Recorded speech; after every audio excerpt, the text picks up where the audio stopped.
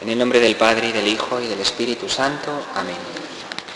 Padre nuestro, que estás en el cielo, santificado sea tu nombre. Venga a nosotros tu reino. Hágase tu voluntad en la tierra como en el cielo. Danos hoy nuestro pan de cada día. Perdona nuestras ofensas, como también nosotros perdonamos a los que nos ofenden. No nos dejes caer en la tentación y líbranos del mal. Amén. Vamos a seguir en esta última semana de la Cuaresma meditando sobre la cruz de Jesús. Ayer terminábamos diciendo cómo este año de la misericordia y la oración que hacemos en él, pues es una ocasión quizá la más propicia pues para tomar conciencia de cuánto nos ama Dios, tomar conciencia de lo bueno que ha sido Cristo conmigo en mi vida, de lo mucho que yo le debo. Por un lado, esto nos puede hacer muy humildes.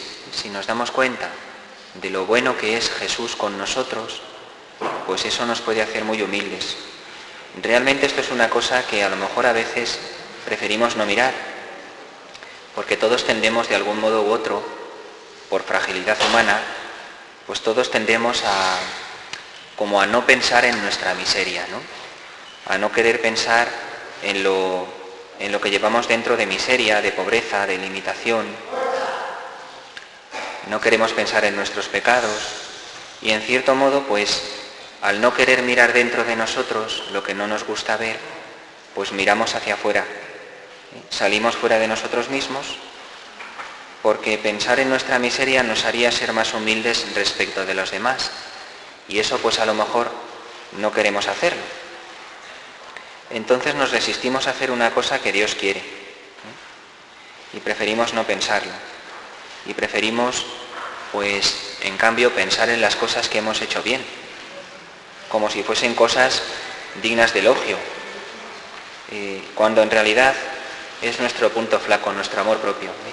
El amor propio nos impide mirar hacia adentro de nosotros, en lo que hay en nosotros de miseria y de fragilidad, y nos lleva a querer fijarnos en las cosas que hacemos bien. Y entonces eso nos impide darnos cuenta de cuánto nos quiere Dios, de lo mucho que lo debemos, y nos impide ser más humildes. En realidad, cuando presumimos de las cosas que hacemos bien o cuando nos paramos a pensar en las cosas que hemos hecho bien, lo que estamos haciendo es caer en un punto flaco que hay en nosotros.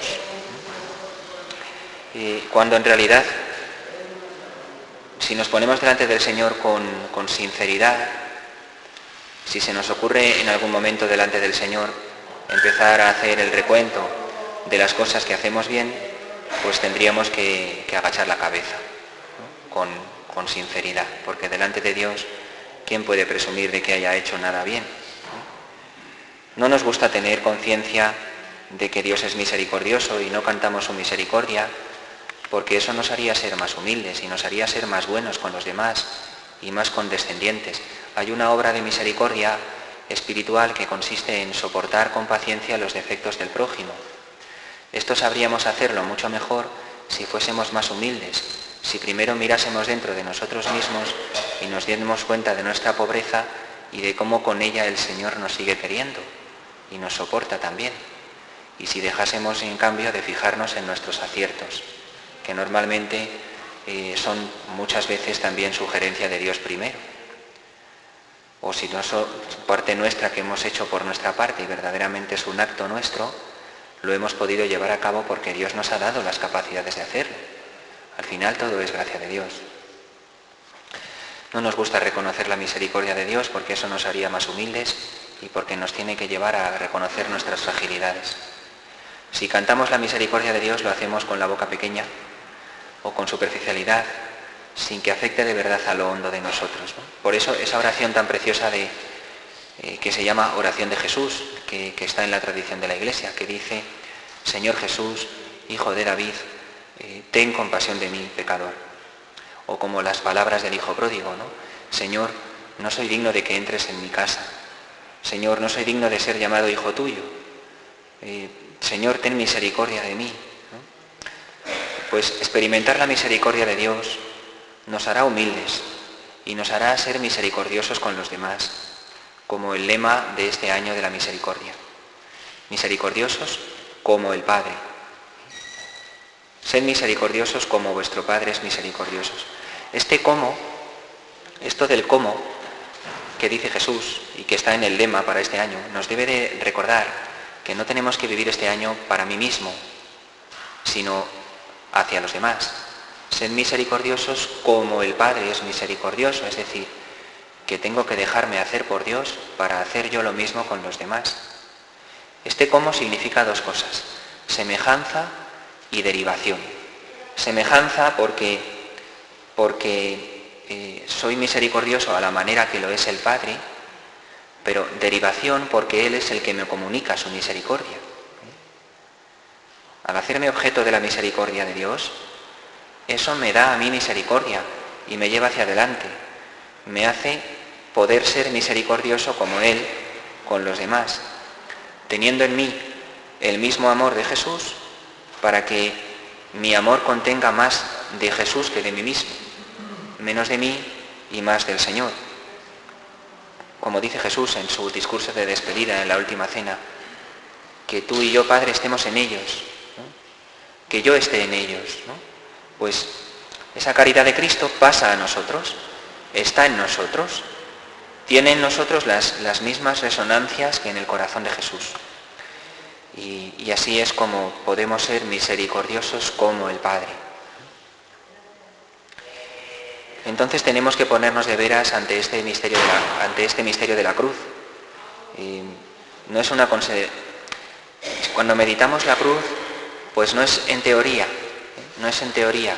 Una beata italiana del siglo XVIII, la beata Sor Ángela de Foligno, en sus escritos acerca de sus contemplaciones de la cruz de Jesús, dice que mirando al crucifijo el Señor le decía: yo no te he amado en bromas, mírame, yo no te he amado en bromas, y se lo decía a Jesús crucificado. Entonces no podemos mirar la cruz para aprender la teoría. Si la teoría nos la sabemos, lo que pasa es que la tenemos en la cabeza pero no nos baja al corazón, y no nos baja al corazón a veces por nuestra fragilidad, pero otras veces es porque no queremos, porque no dejamos al Señor pues vencer nuestras resistencias, ¿no? Entonces no es para que hagamos una consideración teórica, sino que nos tiene que afectar, Es la misericordia la que se revela en la cruz, es el abrazo de la cruz, poner ante nosotros a Jesús crucificado y dialogar con Él, ¿no? Poniendo ante mí el pecho abierto de Cristo.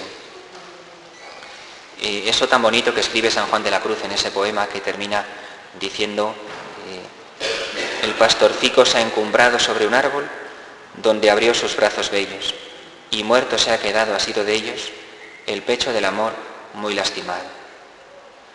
Esta es la visión de la cruz, el amor que tiene el buen pastor a cada uno de nosotros que somos sus ovejas. Bien, en segundo lugar, tenemos que detenernos en lo que a nosotros nos importa cuando consideramos la cruz respecto de nuestra fragilidad humana, de lo que no queremos mirar de nosotros. Ayer decíamos que nosotros no miramos el pecado ni hablamos del pecado para meter miedo al cristiano, porque el cristiano no vive con miedo, el cristiano vive agradecido, porque ve que gracias a la cruz de Jesús ha sido librado de un gran sufrimiento. El cristiano no vive con miedo, sino con agradecimiento. El que ha cometido un delito, pero ha sido liberado, se ha salvado porque nadie lo ha visto y nadie lo ha descubierto, no le han pillado, y entonces no ha ido a la cárcel, pues ese vive con miedo, porque sabe que en cualquier momento, si descubren lo que ha hecho, le pueden meter en la cárcel. El cristiano no vive con miedo, el cristiano vive agradecido, el cristiano vive como el que ha cometido un delito y ha estado en la cárcel, pero se ha salvado de la cárcel por un amigo que le ha sacado de allí. Y entonces sabe de lo que ha sido salvado, sabe de dónde viene, sabe de lo que le han librado, sabe lo que le habría ocurrido si nadie le hubiese sacado de allí, y entonces vive siempre agradecido a su amigo, ¿no? Pues así es como vive el cristiano con Dios, no con miedo, sino con agradecimiento. Entonces, fijándonos en lo importante, no es para que tengamos miedo, sino para que seamos agradecidos y más humildes. Mirando lo importante, pues miramos este mundo en que vivimos, con su técnica, con su tecnología, con sus progresos, con su dominio de las artes y de las ciencias, con el progreso técnico. Este mundo va orientado cada vez más hacia dar a Dios la espalda. A todo lo que se relacione con Dios, darle la espalda. Y el problema de esto, hay dos problemas añadidos con esto. Cuando uno le da la espalda a Dios, además le ocurren otras dos cosas.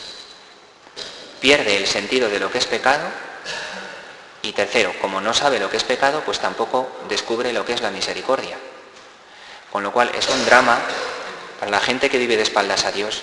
No solamente ha dejado a Dios, sino que es que piensan que todo lo hacen bien porque no existe el pecado y además no son capaces de ser misericordiosos con los demás, precisamente porque no tienen sentido de pecado y por tanto se pierde el sentido de perdonar. Y es un gran drama, es que vivimos así. Este mundo está envuelto en esta dinámica. La orientación que hay hoy es atenuar el pecado y lo vemos cada día, solo tenemos que encender la televisión. Da la impresión de que el pecado no existe. En el ambiente está esta sensación, de tal manera que tratamos de justificarnos salvando la buena voluntad de todos, ¿no? Bueno, con ser buenos, y casi si hacéis la prueba en vuestros ambientes de trabajo, de estudio o de familia cuando no estamos en un ambiente cristiano, si alguien habla del pecado, parece que es que ese no ve más que pecados, cuando en realidad no es así. Pero la palabra pecado está tan mal vista que parece que el que la mencione es uno que solo ve pecados por todas partes, ¿no? Y vivimos en este ambiente. Cuando ambientalmente esto pasa y esta visión predomina, pues nos acaba afectando y acabamos por contagiarnos de esa manera de pensar, creyendo que todo el mundo es bueno, que nadie peca. Y por lo menos al final hacemos como que nos creemos esa forma de pensar porque se nos contagia el ambiente, ¿no? El camino del mundo es el creerse justo, creerse bueno, creernos justos, creernos buenos, cosa que en el fondo todos sabemos que es falso.